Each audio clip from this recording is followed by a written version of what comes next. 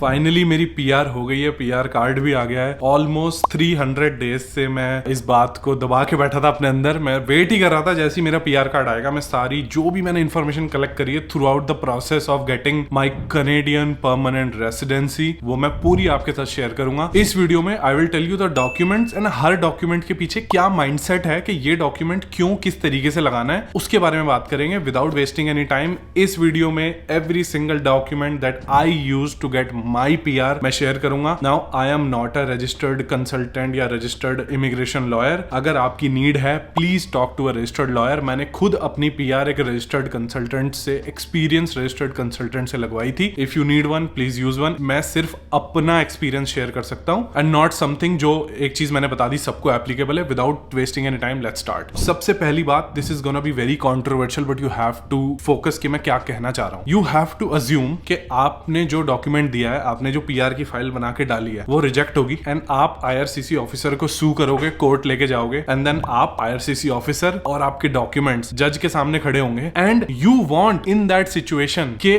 आपके documents should be so good, so enough कि IRCC officer should look like कि भाई मैंने तो गलती कर दी इसके डॉक्यूमेंट रिजेक्ट करके। ऑलवेज थिंक लाइक दैट कि you are standing in front of a जज एंड जज आईआरसीसी ऑफिसर से बोलता है भाई सारे डॉक्यूमेंट तो सही हैं, तुमने इसकी पीआर क्यों रिजेक्ट कर दी। Think like that. हर डॉक्यूमेंट में you have to think like that, हर फैक्टर में you have to think like that. ठीक है, इसी माइंडसेट के साथ आगे बढ़ते हैं। दूसरा जो हमें शायद इंडियंस को ये बचपन से सिखाया जाता है कि have a unshakeable paper trail. अगर आप जॉब कर रहे थे तो आपके पास बैंक स्टेटमेंट होगी, आपके पास जितना ज्यादा है कंसल्टेंट को प्रोवाइड करो एंड देन ही और शी विल डिसाइड कौन सी आपके फाइल में लगनी चाहिए, कौन सा नहीं लगनी चाहिए। एंड अगर आईआरसीसी एडिशनल डॉक्यूमेंट रिक्वेस्ट करती है तो you don't have to go back running and find the documents, आपके पास सब कुछ रेडिली अवेलेबल है। तीसरा most important, never ever hide anything from IRCC. अगर आपने कुछ चीज पहले डिक्लेयर करी है स्टडी परमिट में तो भाई उसको आगे भी डिक्लेयर करो and just be truthful, don't hide anything. आज नहीं तो कल कुछ ना कुछ कहीं ना कहीं पता लग ही जाएगा। गिव देम एवरीथिंग कि भाई this is my life and immigration से तो कभी कुछ छुपाना नहीं चाहिए, राइट? Always be truthful. चौथा, आईआरसीसी की जॉब नहीं है आपके पीछे भागना कि भाई ये डॉक्यूमेंट दे दो, अब ये दे दो। They will say file rejected या file returned. It's your responsibility to make sure सब कुछ परफेक्ट है। एक की जगह 3 डॉक्यूमेंट लगे हैं, जो चीज मांगी है वो एग्जैक्टली वैसे दी गई है, प्रॉपर तरीके से है। ऐसे नहीं कि फोन से फोटो खींच के स्कैन करके भेज दिया। Don't cheap out, don't be a cheap person. अच्छे से proper high definition coloured scan करो प्रॉपर स्कैनर में जाके। तो it's your responsibility to submit a good application, not IRCC's responsibility to chase after you that okay ये दे दो वो दे दो। Is that clear? चलो अब लेट्स मूव ऑन। सबसे पहले आते हैं आपके आइडेंटिटी डॉक्यूमेंट, जैसे कि आपका पासपोर्ट हो गया,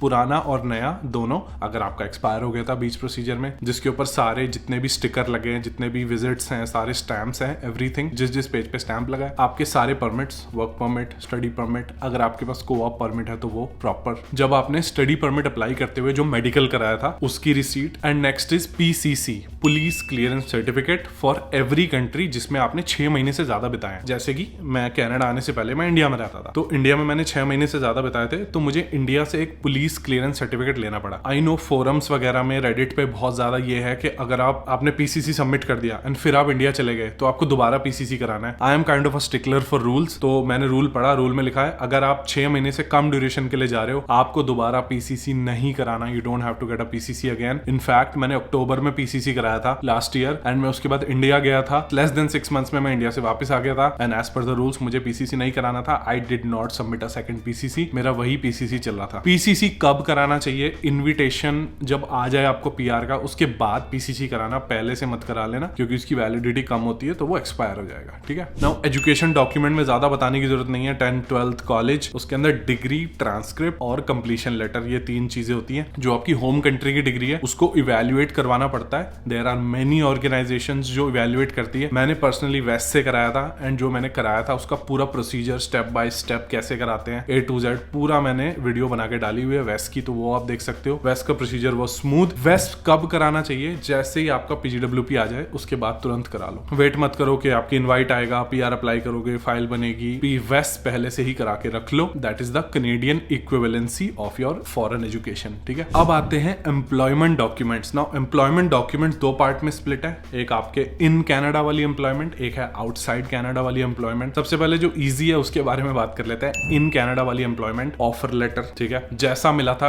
एज इट इज वैसा ही। उसके बाद सारी pay stub, every single pay stub जिसके लिए आप पॉइंट्स क्लेम करोगे, जिसको आप बोल रहे हो मेरी नॉक जॉब है या टियर पीआर जॉब है उसके आपको सारे पे स्टब चाहिए। जिस जॉब के आप पॉइंट्स क्लेम नहीं कर रहे उसकी पे स्टब हो है तो बढ़िया, नहीं है तो भी कोई दिक्कत नहीं है, बट जिसके लिए आप पॉइंट्स क्लेम कर रहे हो you need all pay stubs. Submit जो आपका एजेंट है वो लास्ट 6 महीने की ही करता है, बट आईआरसीसी कभी कभी बोल देती है कि नहीं मुझे पूरी पे स्टब देखनी है, बिल्कुल स्टार्टिंग से लेकर एंड तक। You should have it handy, ready, instantly ready to go, ठीक है। उसके बाद आता है सबसे important document, that is experience letter. Now experience letter recent date का होना चाहिए। नाउ एक्सपीरियंस लेटर में क्या क्या इंक्लूड होना चाहिए मैं बता रहा हूँ। एक्सपीरियंस लेटर पे must include date of issue, किस डेट को वो लेटर लिखा गया है, एम्प्लॉयमेंट ड्यूरेशन, किस दिन से आपने स्टार्ट किया था, डेट, ईयर, डे, उसके बाद अगर आप प्रेजेंटली एम्प्लॉयड हो तो प्रेजेंटली, एंड कब आपका लास्ट डे था, या नहीं है प्रेजेंटली हो तो उसके हिसाब से। जॉब टाइटल्स एंड टाइमलाइंस, अगर आपकी कंपनी में प्रमोशन हुई है या आपने डिपार्टमेंट मूव किया है, हॉरिजॉन्टल वर्टिकल जैसे भी मूव किया है, कुछ भी चेंजेस हुए हैं उसके अंदर क्लियरली मेंशन होना चाहिए, he you started working with us at position X, position X में वो इस टाइम से इस टाइम काम करता था, ये सैलरी लेता था, फिर उसकी प्रमोशन हो गई या डिपार्टमेंट चेंज हो गया। क्लियर इंडिकेशन होनी चाहिए कि ओके पहले यहाँ था, फिर ये हुआ, ये पोजीशन इस डेट से स्टार्ट हो रही है, एंड प्रॉपर्ली, ठीक है। अब जो एक्सपीरियंस लेटर है उसके अंदर जो जॉब ड्यूटीज है वो आप नॉक या टीयर के हिसाब से अलाइन करा सकते हो। प्लीज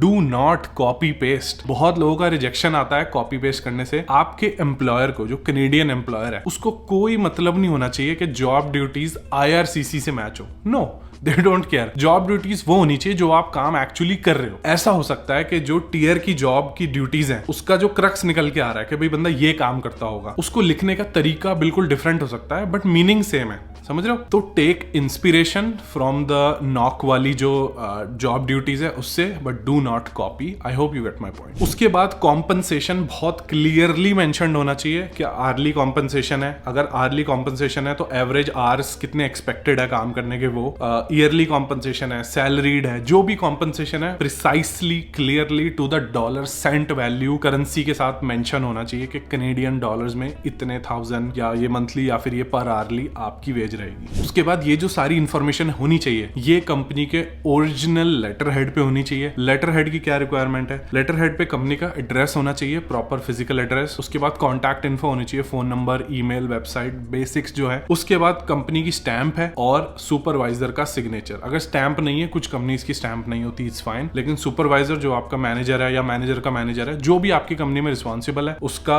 प्रॉपर डिटेल मेंशन होनी चाहिए कि he signed by XYZ, if you need more information you can contact me at this phone number या दिस ईमेल। प्रॉपर लिखा होना चाहिए कि अगर आईआरसीसी को कुछ क्लैरिफिकेशन चाहिए तो वो कॉन्टैक्ट कर सकते हैं। Now listen to me very carefully. कुछ लोग क्या करते हैं कि वो लेटर लिख के अपने एम्प्लॉयर को दे देते हैं, बोलते हैं इस पे साइन कर दो ताकि मैं आईआरसीसी पे लगा दूं। आजकल ये बहुत ज्यादा हो रहा है, बहुत ज्यादा हो रहा है कि IRCC is calling employers, hey did you write this letter, yes और नो। अगर आपके एम्प्लॉयर ने ये बोल दिया yes I wrote this letter and it's signed by me, cool, very good। अगर आपके एम्प्लॉयर ने ये बोला कि नहीं ये तो मुझे इसने एम्प्लॉय ने लिख के दिया था, मैंने तो बस साइन करा, if they don't know the contents of that letter it could be a problem for you। you are not allowed authorized to write your own letter। Employer को ही लिखना होता है। तो अगर आप कोई लेटर साइन करा रहे हो या फिर आप एम्प्लॉयर को बता रहे हो क्या लिखना है, they should know the contents कि उन्होंने क्या लिखा है। इसीलिए एक चेकलिस्ट दे देने में और एक वीडियो बनाने में यही फर्क होता है, ठीक है। अब आ जाओ नेक्स्ट स्टेप पे। कनाडा में कैश सैलरी किसको मिलती है? किसी को नहीं मिलती भाई। सारी सैलरी बैंक में आती है। तो आपके पास बैंक स्टेटमेंट होनी चाहिए जिसमें regular salary credits, by weekly credits या मंथली क्रेडिट, जो भी आपका अरेंजमेंट है वो दिख रहा होना चाहिए। NOA, अगर आप CRA के साथ टैक्स फाइल कर रहे हो तो NOA होगा आपके पास, नोटिस ऑफ असेसमेंट, जिसमें पूरी सैलरी, टैक्स, CPP, EI का ब्रेकडाउन आता है। एंड हर कंपनी से T4 मिलती है, तो वो T4 भी आपके पास होनी चाहिए, ठीक है भैया। अब आ जाओ मेन डॉक्यूमेंट पे, जो है आउटसाइड कनाडा की एम्प्लॉयमेंट कैसे प्रूव करी जाए। This is the most important. In fact मुझे PFL आया था, मुझे प्रोसीजरल फेयरनेस लेटर आया था, एंड उसके ऊपर मैं अलग से वीडियो बनाऊंगा कि मैंने PFL का रिस्पॉन्स कैसे दिया, क्योंकि सिर्फ 7 दिन मिलते हैं रिस्पॉन्स करने के लिए। एक दिन तो तभी वेस्ट हो जाता है जब PFL आता है एंड लास्ट डे होता है। PFL के बारे में वीडियो चाहिए तो बता दो, वैसे तो मैं बनाने वाला हूँ, लेकिन अगर ज्यादा लोगों ने बोला तो भाई जल्दी बना दूंगा थोड़ा सा, ठीक है। नाउ इस रीजन की वजह से सबसे ज्यादा PFL आता है कि आउटसाइड कनाडा के डॉक्यूमेंट ठीक नहीं होते। मेरी बात सुनो ध्यान से। अगर आप इंडिया में आज से 4 साल पहले,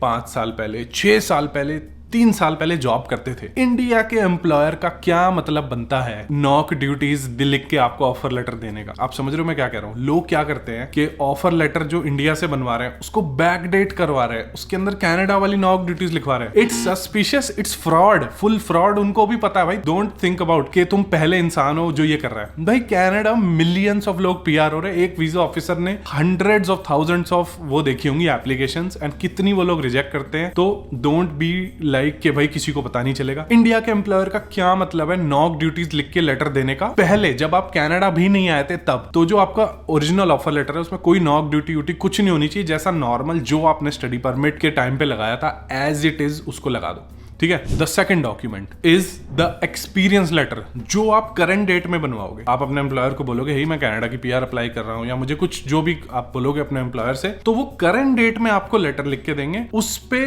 वो कुछ नए तरीके से जॉब ड्यूटीज लिख सकते हैं। प्लीज कॉपी मत करना जॉब ड्यूटीज, एंड वही जॉब ड्यूटीज लिखवाना जो आपने एक्चुअली करी हैं, ताकि जब वेरिफिकेशन हो तो वो बोले हाँ जी ये बंदा ये काम करता था। वो बिल्कुल डाइवर्जेंस नहीं होनी चाहिए आपके ओरिजिनल ऑफर लेटर से एक्सपीरियंस लेटर में, ठीक है। तो उसके अंदर आप लिखवा सकते हो। अगेन एक्सपीरियंस लेटर का मैंने आपको बताया क्या क्या होना चाहिए। उसके ऊपर date of issue, employment duration, job title, job timeline, duties, total salary, compensation, extra कुछ बोनस था, कंपनी के ओरिजिनल लेटर हेड पे होना चाहिए, कंपनी का address, contact info, company stamp and supervisor का signature with contact information India वाले पे। दूसरी चीज, अगर आपको इंडिया में सैलरी मिलती थी, यार इंडिया में कैश सैलरी कौन देता है? क्या बात कर रहे हो? देता होगा कोई, लेकिन अगर आप बोल रहे हो कि I was working as a business analyst, या फिर आप बोल रहे हो I was working as a marketing manager of somewhere and मुझे सैलरी कैश में मिलती थी। जॉब ड्यूटीज तो आपने लिख दी बड़ी बड़ी के इतना डेटा में हैंडल करता था, आईटी ईयर वो, अच्छा, और सैलरी कैश में मिलती थी। तो यार आप दुनिया के पहले इंसान नहीं हो जो खुराफाती दिमाग लगा रहे हो, ठीक है। Always be truthful. Salary cash में किसको मिलती है? नहीं मिलती। चलो, जो भी सैलरी आती थी उसकी बैंक स्टेटमेंट होगी आपके पास, तो बैंक स्टेटमेंट दो ना, छुपाने की क्या जरूरत है? Give them the bank statement कि ये देखो ये रहा प्रूफ, रेगुलर सैलरी क्रेडिट होती थी। सेकेंडली, अगर मैं मान लेता हूं कि भाई तुम स्पेशल हो, सैलरी कैश में मिलती थी या सोना चांदी मिलता था, जो भी है, कुछ एक साइन तो करवाते होंगे कि जी यहाँ साइन कर दो कि आपने कैश रिसीव हो गया। हर कंपनी में होता है कैश वाउचर होता है, बहुत सारी चीजें होती है, कुछ तो प्रूफ होगा आपके पास। कैश वाउचर होंगे पुराने डेट के जिसके ऊपर कुछ तो प्रूफ होगा। तो भाई find that proof. Third thing,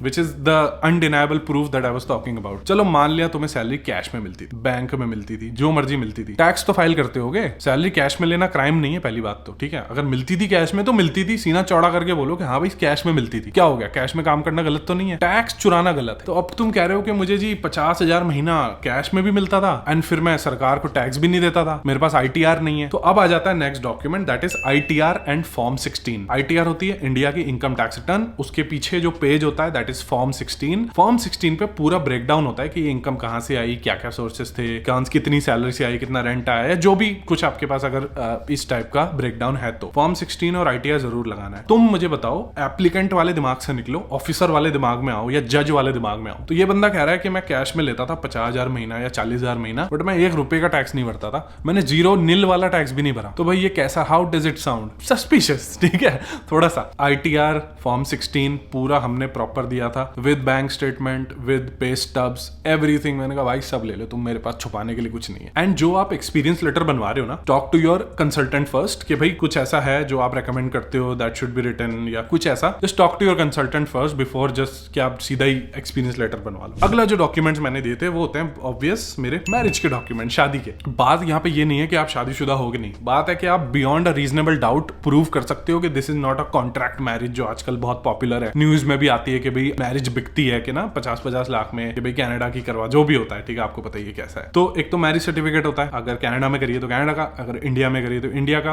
अगर इंडिया में लोकल लैंग्वेज में है उसका सर्टिफाइड इंग्लिश ट्रांसलेशन, शादी का कार्ड, इंडिया में तो ब्यूटीफुल कार्ड्स होते हैं, एंड इमिग्रेशन ऑफिसर, अगर देखो India is the number 1 country जिसको सबसे ज्यादा लोग PR होते हैं, इमिग्रेशन ऑफिसर ने ऑब्वियसली इंडिया के शादी के कार्ड देखे, तो दो ना उसको शादी का कार्ड का एक कॉपी लगाओ प्रॉपर, ठीक है। उसके बाद फोटोज, वेडिंग की फोटो प्रॉपर, दोनों फैमिलीज की साथ साथ में फोटो। आप लोग कहीं घूमने गए, अगर आप बोल रहे हो कि हम रिलेशनशिप में है पिछले 2 साल से 3 साल से, तो भाई कहीं घूमने तो गए होगे, कहीं आइसक्रीम तो खिलाने ले जाते होगे अपनी गर्लफ्रेंड को, तो उसका कुछ फोटो, कुछ तो होगा तुम्हारे पास, एक फोटो तो होगी प्रूव करने के लिए that you guys are a couple. And कुछ टाइम पहले ना पूरी IRCC की ट्रेनिंग डॉक किसी ने लिंक्डइन पे डाला था, तो उसमें मैंने पढ़ा था कि visa officers are train to detect कि भाई ये मैरिज फेक है कि नहीं, तो दे नो फोर्स्ड मैरिज किस तरीके की दिखती है। एंड बहुत सारे वो हैं कि रिंग अगर छोटी है, the ring is too small, कि $200 की ring, if you are really getting married, really सच में तुम्हारी जेन्युइन वाली शादी है, तो तुम $200 की रिंग थोड़ी लोगे यार, come on, how easily could it be fake. उसके बाद proof of a shared life, सबसे easy proof of a shared life क्या होता है? Joint bank account, undeniable proof कि देखो ये जॉइंट बैंक अकाउंट है जो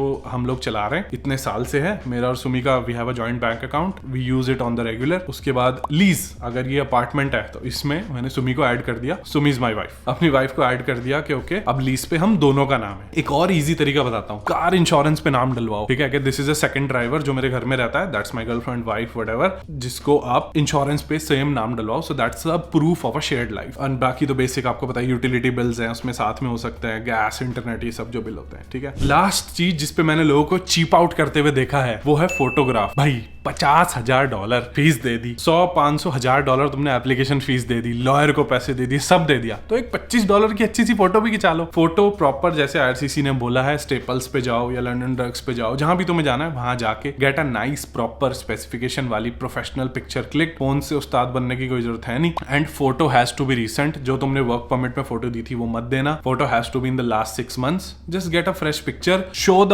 officer that you are serious about getting a Canadian PR, कि ऐसा नहीं हाथ से फोटो खींच दी पासपोर्ट की, जो मर्जी यहाँ खड़े होके फोटो ले ली। बी सीरियस, दिखाओ कि वाह, कि यार एप्लीकेशन देखते ही लगना चाहिए वाह यार क्या बढ़िया फाइल आई है, सारे डॉक्यूमेंट HD स्कैन, कोई चीज इधर से उधर नहीं, किसी भी चीज में मेहनत नहीं करनी पड़ रही समझने में कि ये क्या है। ऑफर लेटर है, उसके पीछे बैंक स्टेटमेंट है, उसके पीछे पे स्टब्स है, उसके पीछे NOA है, उसके पीछे T4 है। ऐसा होना चाहिए कि वाह, वो भी खुश हो जाए। Make the immigration officers life easier, not difficult. Now जो लोग रिसेंट में अप्लाई कर रहे हैं उनको पता होगा, आज से 4-5 साल पहले ऐसा नहीं होता था। आजकल ADR और PFL बहुत ज्यादा आ रहा है। आप किसी लॉयर की भी अगर वीडियो वगैरह देखते हो, जो फेमस लॉयर्स है कनाडा के, वो लोग भी डालते रहते हैं कि it's raining PFLs, it's raining ADRs, बहुत ज्यादा आ रहा है। मेरे को भी आया था PFL, तो PFL में 7 दिन मिलते हैं रिस्पॉन्स के लिए। मैंने कैसे रिस्पॉन्स किया था, क्या किया था, क्यों आया था, IRCC को क्या डाउट हो रहा था हम पे, वो सब भी मैं एक वीडियो में बना के डालूंगा। Thank you so much. Link मिल जाएगा जो मैंने लिस्ट दी है उसको डाउनलोड करने के लिए। Again to be very explicitly clear, this is not some immigration guide, this is not a immigration guide. मैं सिर्फ अपना पर्सनल एक्सपीरियंस शेयर कर रहा हूं। It might not be applicable to you at all. जो भी आप गाइड डाउनलोड करोगे वो होगी पीयूष ने क्या डॉक्यूमेंट्स दिए थे, ना कि इमिग्रेशन को क्या डॉक्यूमेंट चाहिए। Go talk to a lawyer, talk to an immigration consultant. I am not one, there are some good ones out there. जिसने मेरी फाइल लगाई थी, he is a good one. तो